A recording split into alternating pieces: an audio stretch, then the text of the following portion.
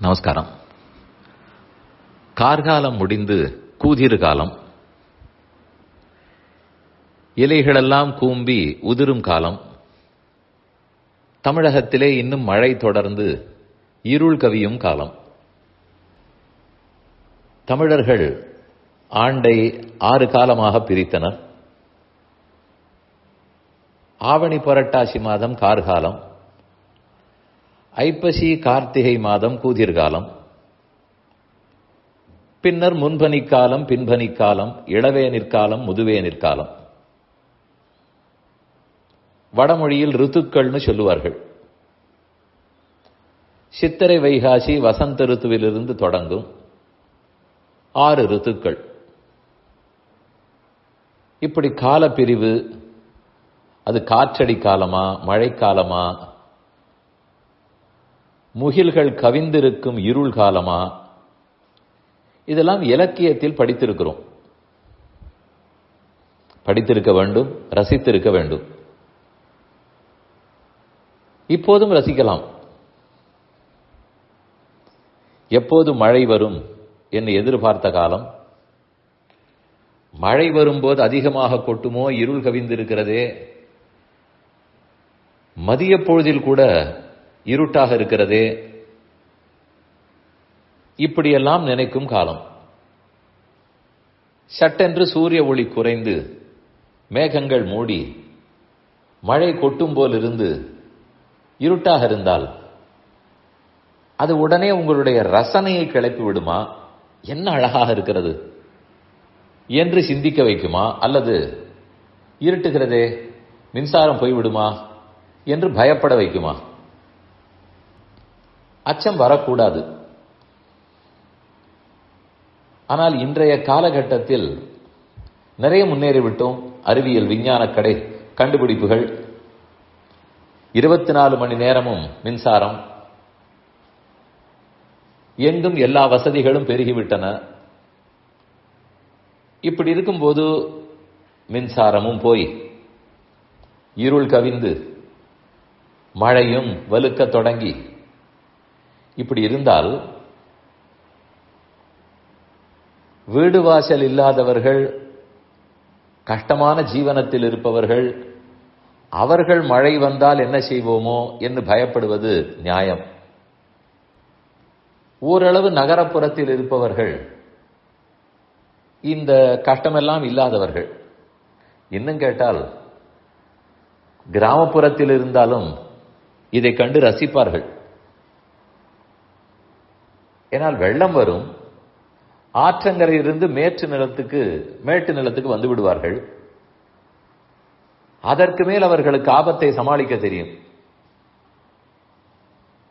ஆனால் நகரமாக இருந்தால்தான் எங்கும் போவதற்கும் வழி தெரியாது, தேங்கினால் தண்ணீரும் வெளியேறாது. ஏதேதோ இடங்களை மாற்றி பல மாடி குடியிருப்புகள், அங்குதான் ரசிப்பதே கஷ்டம். அது ஒருபுறம் இருக்கட்டும். நான் சொல்ல வந்தது, ஒரு கோயில், பெரிய மண்டபம், 1000 பேர் கூடியிருக்கிறார்கள், திருவிழா, விளக்குகள் எல்லாம் இருக்கின்றன, நெய் விளக்கு, எண்ணெய் விளக்கு எரிந்து கொண்டிருக்கின்றன. சட்டென்று மின்சாரம் போய்விட்டால் எல்லாரும் பயப்படுவார்களா? அல்லது இந்த காலத்தில் ஐப்பசி கார்த்திகையில் விளக்கில்லாமல் இவ்வளவு பெரிய மண்டபத்தில் அந்த சுவாமி தரிசனம் வெறுமனே எரிகிற விளக்கு வெளிச்சத்தில் இருக்கிறதே, என்ன அழகாக இருக்கிறது. அங்கு பயப்படுவதற்கில்லை, 1000 பேர் கூடியிருக்கிறார்கள். இதை போன்ற ரசனைகள், அனுபவங்கள் காலப்போக்கில் குறைந்து கொண்டே போகின்றன. ஒரு நிமிஷம் மின்சாரம் போனால் பயப்படுகிறோம். ஆனால் அது இல்லாத போது மழைத்துளிகளை பார்த்து ரசிக்கவும் செய்யலாமே. அச்சம் என்பது எப்படி ஒரு வெளிப்பாடோ, அதப்போல் ரசனை, இலக்கியத்தை ரசித்தல், இயற்கையை ரசித்தல், இந்த ரசனையும் சிறப்பானது, மனசை லேசாக்கும். மாத்திரை மருந்துகள் சாப்பிட்டு உடம்பை குணப்படுத்திக் கொள்வது ஒரு வகை. இயற்கை ரசித்து, குழந்தைகளோடு விளையாடி, இசையை ரசித்து, சிரித்து பேசி, இதனாலெல்லாம் நம்முடைய மனபாரத்தை குறைத்துக் கொள்ளுதல், உடல் ஆரோக்கியத்தை பெருக்கிக் கொள்ளுதல், இவைகளும் சரியான வழிகள் தான். விஞ்ஞான முன்னேற்ற காலத்தில் மாத்திரையால் குணப்படுத்துவது மட்டும்தான் சயின்டிபிக். அது தவிர இயற்கை, ரசனை, இசை, யோகம், தியானம் இவையெல்லாம் அன்சயின்டிபிக் நினைத்துக் கொள்ளவே வேண்டாம். அப்படி சயின்டிஸ்டுகள் கூட சொல்லவில்லை. பல மருத்துவர்களும் இதை போன்றவைகளெல்லாம் கண்டிப்பா உடம்புக்கு நல்லது செய்யும் என்றுதான் சொல்கிறார்கள். அதனால் சற்று இலக்கியத்தை வாசித்து 6 காலங்கள் எவை, இளவேனில் என்றால் என்ன, முதுவேனில் என்றால் என்ன, முன்பனி என்றால் என்ன, பின்பனி என்றால் என்ன, ஏன் சொல்லப்பட்டது, அந்தந்த காலத்தில் எந்த இலக்கியம் தமிழில் எழுதப்பட்டிருக்கிறது, இதையெல்லாம் பத்தி ஒரு பேச்சோ புத்தகமோ போட்டால் வாசிக்க கூட ஆளில்லை, கேட்க ஆளில்லை. ஆனால் இப்படிப்பட்டவர்களை ரசித்தால் தான் மொழியும் வளரும், எல்லாருக்கும் அந்த மொழியில் பற்றும் வரும். காலம் அதற்கு கனிந்து கார்த்திகை மாதத்தில் உள்ளோம். ஆங்காங்கு இருள் கவிகிறது. தீபோத்சவம் விளக்கேற்றி வைக்கிறோம்.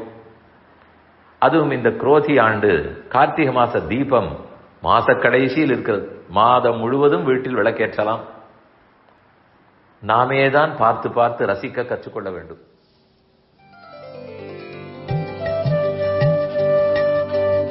இந்த என் பணி ஆடியோவை உங்களுக்காக வழங்கியவர் வேலுக்குடி ஸ்ரீ கிருஷ்ணன் சுவாமி. இந்த ஆடியோவை தினமும் உங்கள் மொபைலில் பெற கிஞ்சித் என் பணி KINCHITENPANI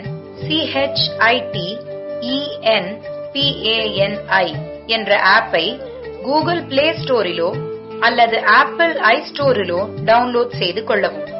தினம்தோறும் இது போன்ற உபன்யாசங்களை கேட்டு மகிழவும்.